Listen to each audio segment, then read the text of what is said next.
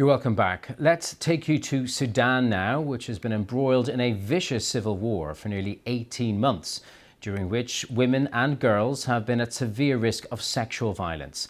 Factions of the ruling military junta fell out over a path back to democracy, and the Sudanese army have now launched a major offensive against their rivals, the paramilitary Rapid Support Forces.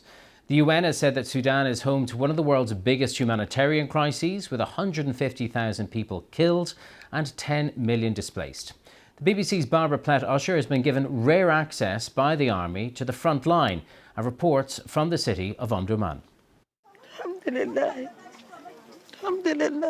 Sudan is at breaking point.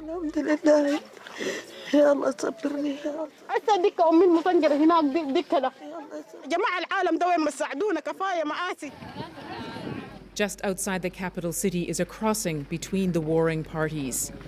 These women have come out of RSF territory. They carry bags to buy food and also tales of horror.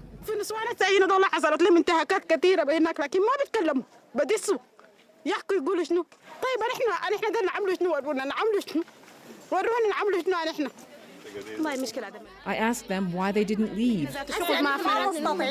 We're too poor, they told me. We have nowhere else to go. Almost a year and a half of civil war has destroyed parts of this city and other areas of the country. One of the fiercest battles took place here in Omdurman market. It was the largest market in Sudan, but you can see the level of destruction now.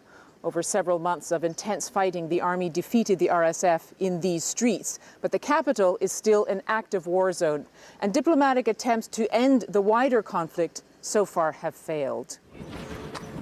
We were escorted at all times by the military, who took us to the front line. Both sides are accused of war crimes, the RSF more so than the army, charges they deny. I spoke with the commander leading the latest operation. كل القوى الموجودة هنا تكاد انه دمرناها بقوا هم خطونا القناصية زي ما انتم هسه سمعتوا قبل شوية. We're at a last line of defense for the Sudanese armed forces in a part of southern Omdurman. You can see the barrier here, and beyond it, less than a kilometer away, is the RSF, and in between is a no man's land where there are snipers, and we've just heard sniper fire. There's also regular artillery fire, another danger here. It's that which is claiming so many civilian lives. El Now is the largest emergency hospital. In the past week, it's received dozens of casualties, many from RSF shelling. One of them, this patient, hit by shrapnel in the neck. 15-year-old Sufian was working at a market when a mortar landed close by.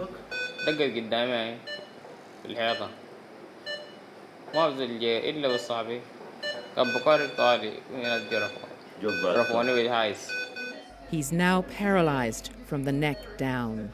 Sufian's mother had asked him to leave the market shortly before the attack.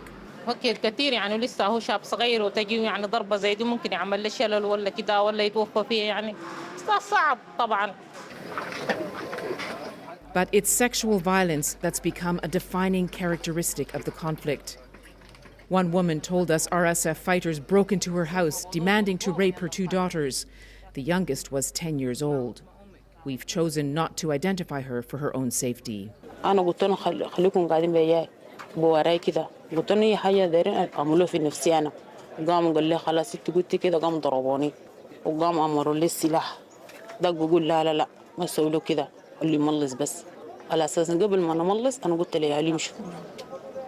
Then one of the men raped her. It's late morning, time for the women we met to start the walk back home. For as long as this war goes on, they have no choice but to return to its horrors.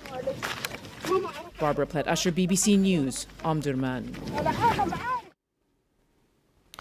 And Barbara Plett-Usher joins me now from Port Sudan. Barbara, thank you for that fascinating insight into an underreported conflict. Is there a willingness, are there negotiations underway to bring it to an end? There have been various negotiation attempts to get a ceasefire. The most recent one started in mid-August, led by the U.S., also trying to get better humanitarian access while the war went on. So that was a second goal.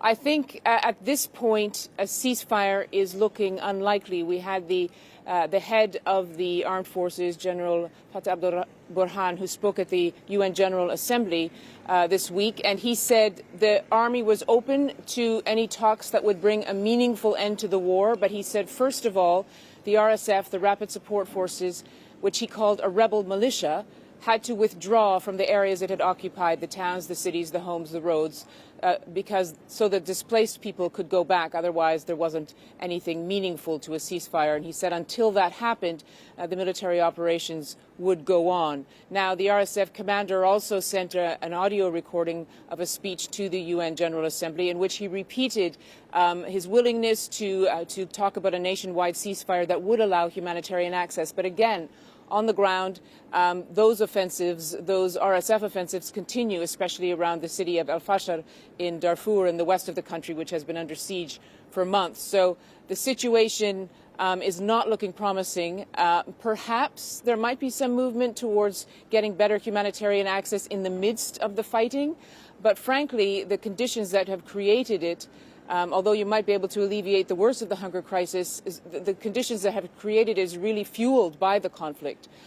So at this point, it seems very unlikely to me that the RSF would be willing to pull out of its positions in order to facilitate a ceasefire, and that is what the army is saying is its absolute position.